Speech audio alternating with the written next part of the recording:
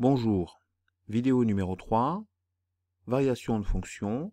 Vous trouverez cette vidéo, ainsi que le cours au format numérique, sur le site Scol Mathématiques au niveau seconde. Paragraphe 5, comparaison de deux images. Exemple, G est une fonction définie sur l'intervalle -2, 9, son tableau de variation est donné ci-dessous. Comparez, si c'est possible, les réels suivants en complétant le tableau de variation. Donc on va voir que uniquement à l'aide d'un tableau de variation, on va pouvoir comparer des images.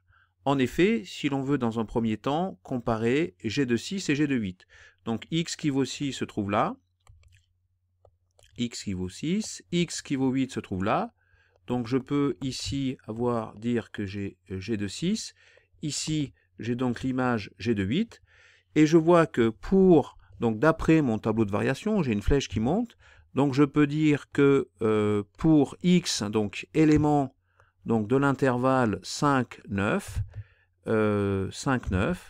la fonction g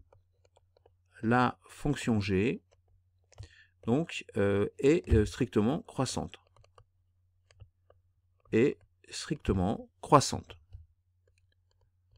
Comme elle est strictement croissante, il y a conservation de l'ordre, c'est-à-dire que 6 étant inférieur à 8, alors je peux en déduire que G de 6 est inférieur à G de 8.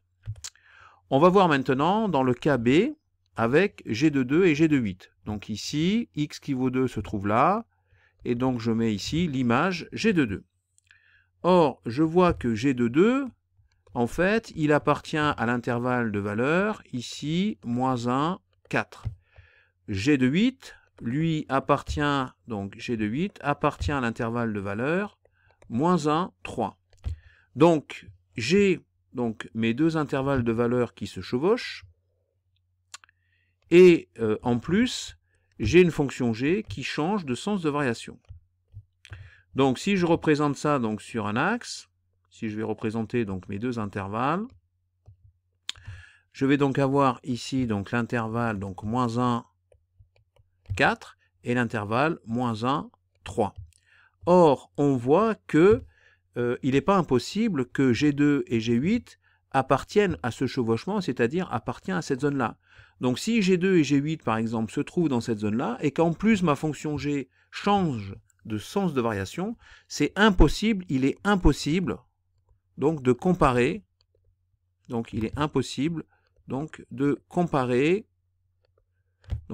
G de 2 et G de 8.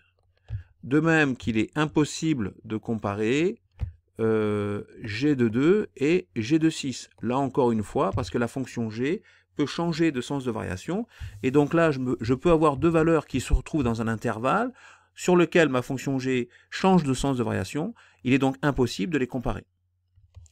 Alors, on va voir que, d'ailleurs, je peux le faire que si j'ai la représentation graphique. Mais on va voir pourquoi, en fait, uniquement avec un tableau de variation, c'est impossible. Alors, je vais avoir deux représentations graphiques qui correspondent au tableau de variation. Donc ici, on voit bien que ma représentation graphique, elle correspond au tableau de variation. Hein. Donc ma représentation graphique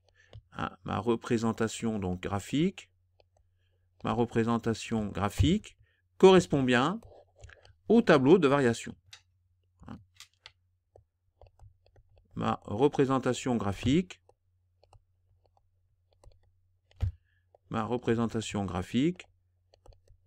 correspond au tableau de variation.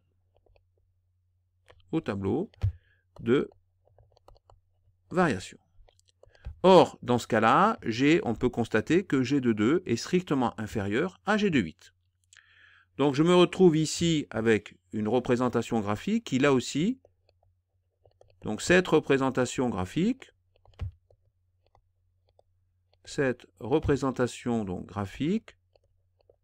correspond aussi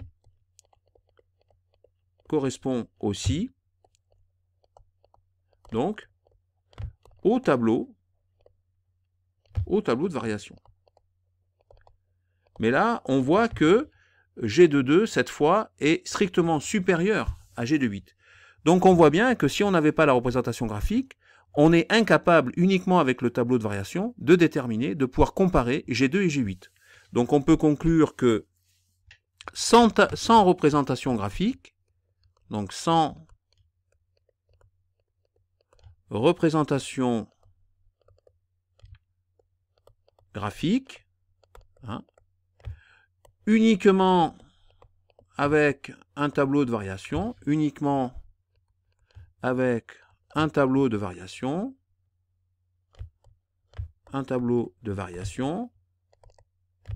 si ma fonction change de sens de variation, si ma fonction change de sens de variation,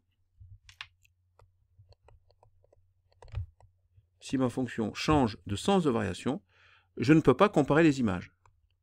Je ne peux pas comparer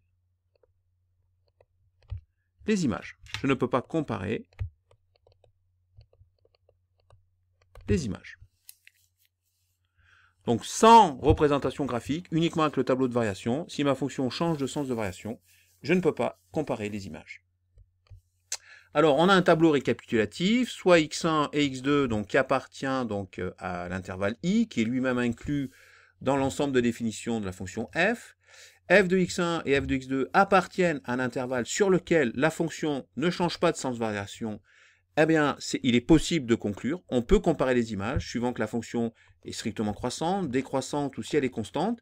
À partir du moment que f de x1 et f de x2 appartiennent à un intervalle de valeur sur lequel la fonction f ne change pas de sens de variation, on peut comparer les images. Si par contre, f de x1 et f de x2 appartiennent à un intervalle sur lequel la fonction f change de sens de variation, si on n'a pas la représentation graphique, on ne peut pas conclure. Alors par contre, il va y avoir un cas particulier, effectivement, si cette fois f de x1 et f de x2 n'appartiennent pas au même intervalle de valeur, c'est-à-dire appartiennent à deux intervalles disjoints, donc des intervalles qui n'ont pas des valeurs, des éléments communs, alors ça va être possible de comparer les images, même si ma fonction f change de sens de variation. On voit dans notre cas particulier ici, j'ai l'intervalle auquel appartient f de x1, toutes ces valeurs sont inférieures aux valeurs de l'intervalle auquel appartient f de x2. Donc dans ce cas-là, il est possible de dire que f de x2 est supérieur à f de x1, même si la fonction f change de sens de variation. On va voir maintenant un exemple pour mieux comprendre ce concept. Donc on considère donc une fonction g, encore une fois, définie sur l'intervalle donc moins 10, 9. On connaît donc le tableau de variation et on va comparer évidemment, si c'est possible, les couples de nombres suivants. Alors par exemple, si l'on prend petit a, g de 7 et g de 8. Donc 7 et 8 donc, se trouvent dans cette zone-là. Donc dans cette zone-là, la fonction étant strictement décroissante, la fonction étant strictement décroissante, donc g est décroissante. Donc décroissante, donc pour x élément de 6, 9. Donc, comme on a 7 qui est inférieur donc, à 8, on peut alors en conclure, alors g de 7 est strictement supérieur à g de 8. Hein, g est décroissante pour x élément de 6, 9, donc il n'y a pas de conservation de l'ordre, 7 inférieur à 8, alors g de 7 est strictement supérieur à g de 8. Petit b. Donc cette fois, on veut comparer g de moins 9 et g de 1. Donc g de moins 9 va se trouver donc, dans cette zone-là. G de 1, lui, va se trouver dans cette zone-là. Donc on peut dire que g de moins 9 appartient donc à l'intervalle donc 3, 4. Je peux dire que g de 1, lui, appartient donc à l'intervalle moins 3, 2. Moins 3, 4, pardon. G de 1 se trouve ici, donc il appartient à l'intervalle moins 3, 4. Donc comme il appartient à l'intervalle moins 3, 4, si vous voulez, ces deux intervalles se chevauchent, ma fonction g change de sens de variation, donc c'est impossible, il est impossible, donc impossible de comparer g de moins 9 et g de 1, hein, puisque les deux intervalles se chevauchent et que ma fonction g change de sens de variation. Alors maintenant, petit c, je veux comparer g de moins 8 et g de 5, donc g de moins 8 se trouve dans cette zone-là, g de 5, lui, va se trouver dans cette zone-là, donc je vais avoir un g de moins 8 qui appartient à l'intervalle donc 3, 4.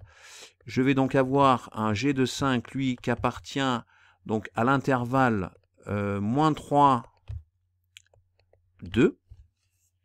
Donc on voit que ces deux intervalles, par contre, ne se chevauchent pas.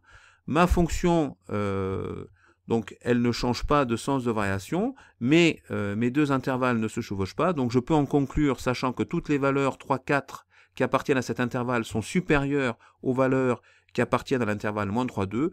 Je peux donc en conclure que g de moins 8 est supérieur à g de 5. Donc maintenant, petit d, je veux comparer g de moins 5 et g de 4. Donc g de moins 5 donc, appartient est dans ce secteur-là. G de 4, lui, va se trouver donc dans cette zone-là. Je peux donc dire que g de moins 5 donc, appartient donc, à l'intervalle, g de moins 5 appartient à l'intervalle 3, 4. G de 4, lui, donc, appartient donc à l'intervalle g de 4 appartient à l'intervalle donc moins 3, 2. Donc là encore une fois, on voit que les intervalles ne se chevauchent pas. On voit que toutes les valeurs qui appartiennent à l'intervalle 3, 4 sont automatiquement supérieures aux valeurs qui appartiennent à l'intervalle moins 3, 2. Donc je peux en déduire que g de moins 5 est donc supérieur à g de 4. Alors ensuite, on a petit e. Donc on veut comparer g de moins 6 et g de 8. Donc g de moins 6 se trouve dans ce secteur-là. G de 8, lui, se trouve dans cette zone-là.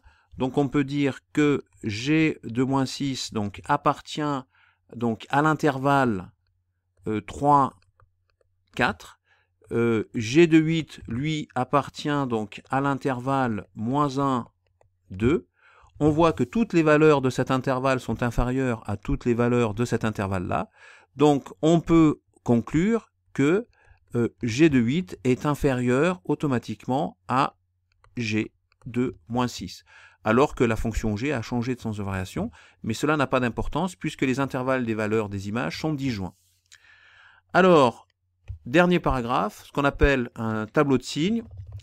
Donc, on va devoir ici faire le tableau de signes de ma fonction f. Donc cette fonction f a un ensemble de définitions donc, qui est compris entre moins 3 et 11.